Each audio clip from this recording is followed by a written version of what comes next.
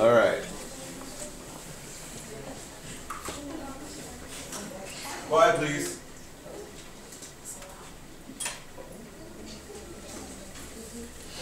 We're going to go over these worksheet.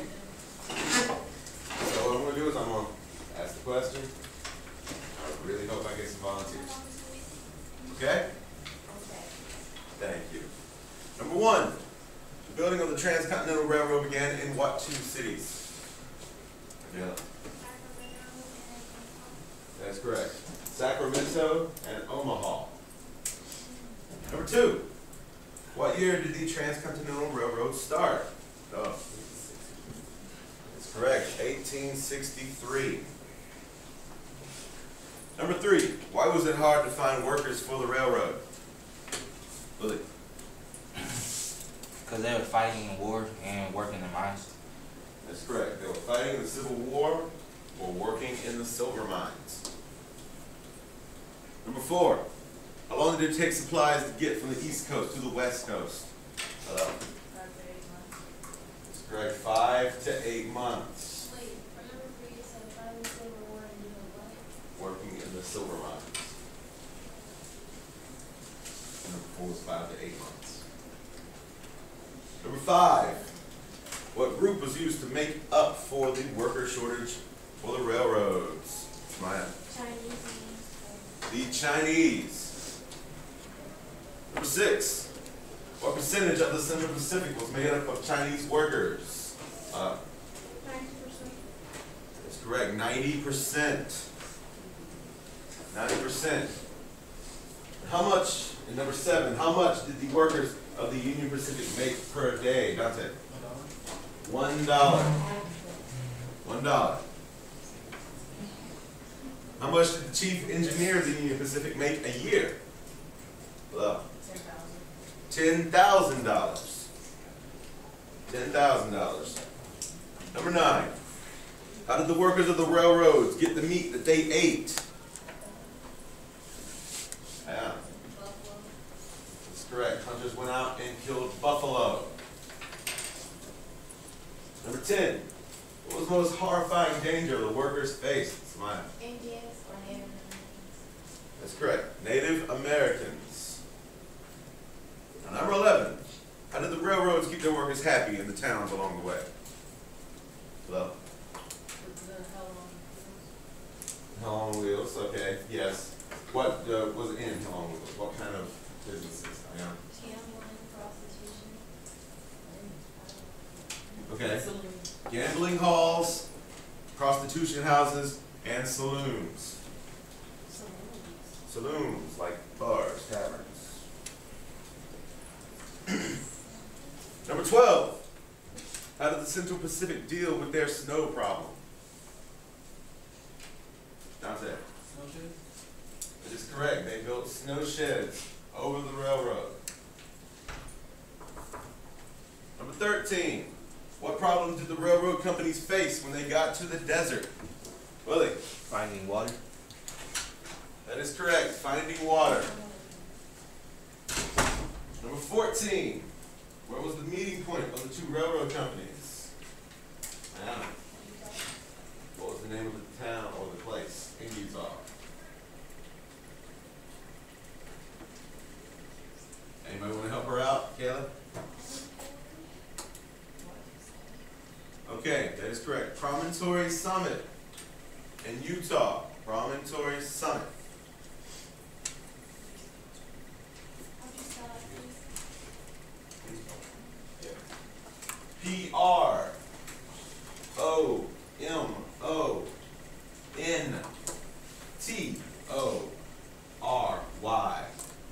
Promontory. Promontory. Summit. S-U-M-M-I-T. Summit. All right. Number 15. What did April 28th become known as? Hello. 10 Mile Day. That is correct. 10 Mile Day. Number 16. What day did the 2 railroads meet? Willie. May 10th. May 10th. What year? They said to you? They did say the year. I didn't get it. Okay, May 10th. Anybody know? Not 1866. A little bit later than that, Michaela. 1869. May 10th, 1869. Number 17. How do they commemorate this accomplishment? How did they commemorate this accomplishment? They did nail down the last, but how many were there, Ronald? They nailed down 4 gold and silver lasts. They nailed down 4 spikes. You mentioned gold. However, they were not all gold. What were they? Iron. Silver, gold, and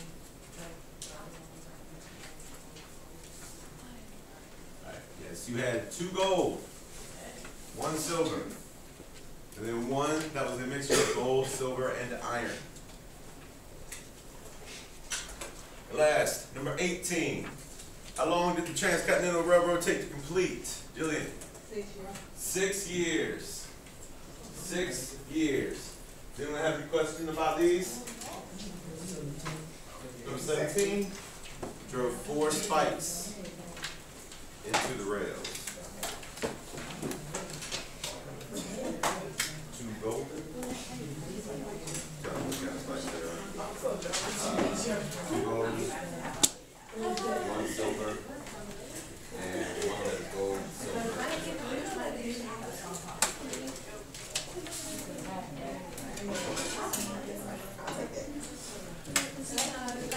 All right, guys. Quiet down, quiet down, quiet down. Keep this for your notes. Speaking of your notes, guess what's back? Note taking. And I know, I see it, I can see it in Haley's face. Excitement. We are going to write some notes, people. These are not going to be guided. You want to write this down. So everybody get out. Notebooks open. I will try to make this as painless as possible.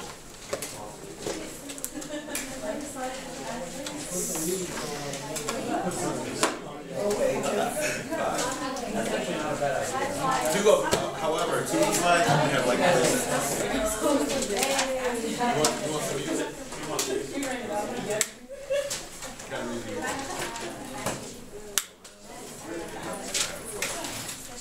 All right, everybody get the papers out.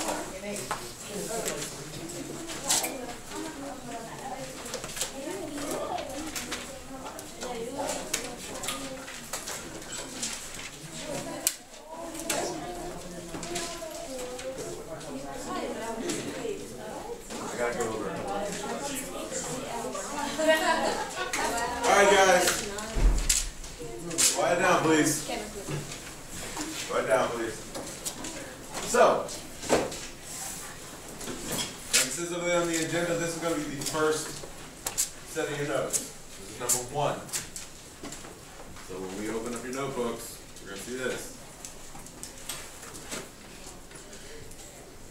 And the first thing we're going to really talk about is a new industrial age. It states that natural resources and new ideas create a boom for industry and railroads. Government addresses the corruption in business, and laborers organize for better working conditions. Now, before we get started, you can tell me what they were using for transportation, mass transportation at this time. Trains, what kind of trains? Steam engines. Prior to steam engines, what were they using? No? They were using horses. Now for work, what were they using? Prior to the Civil War, you had the factories and stuff in the North. They were using a lot of machinery. And prior to that, they were just using their hands. Well, this is the next major jump in technology that we have to deal with, particularly when it comes to industry. With the advent of the internal combustion engine, machines began to employ oil and gas as fuel. here, Henry Ford, sits on a gas-powered tractor that he invented. Who here can tell me what Henry Ford is famous for? Taylor. The car. Car? That is true. Who drives a Ford? Yes, right now. Hmm? It's the first. That's right. I drive a Ford. Mustang is a Ford. That's what I drive. Yes. Yes. That was the first major car dealer, car manufacturer. Okay?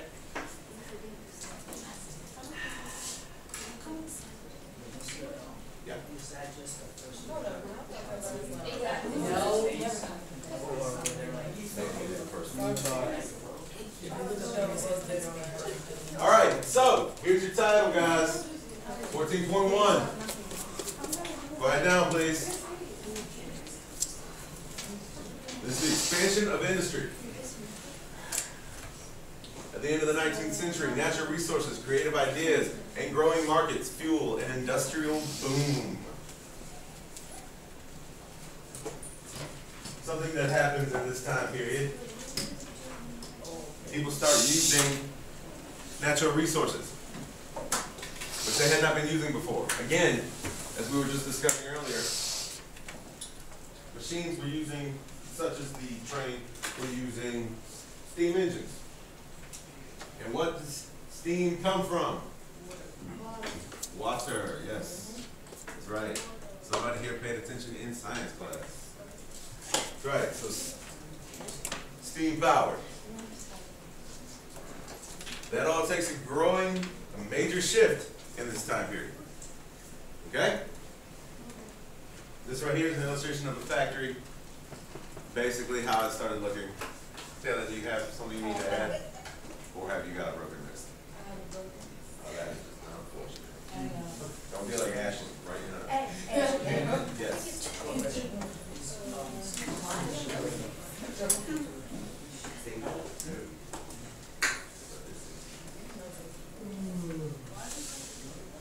Why is what source?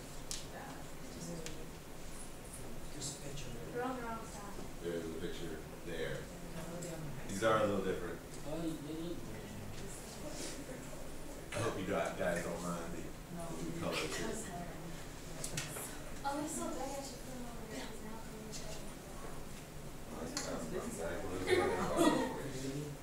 All right, guys, quiet down and go ahead and get these notes going.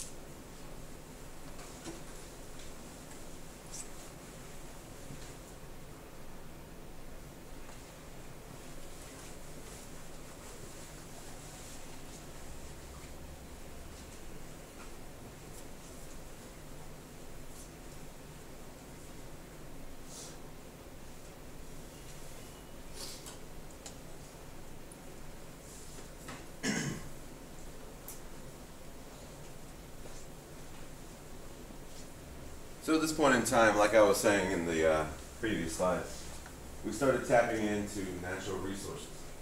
These natural resources fuel the industrialization of our country. First part there says, it talks about the growth of industry.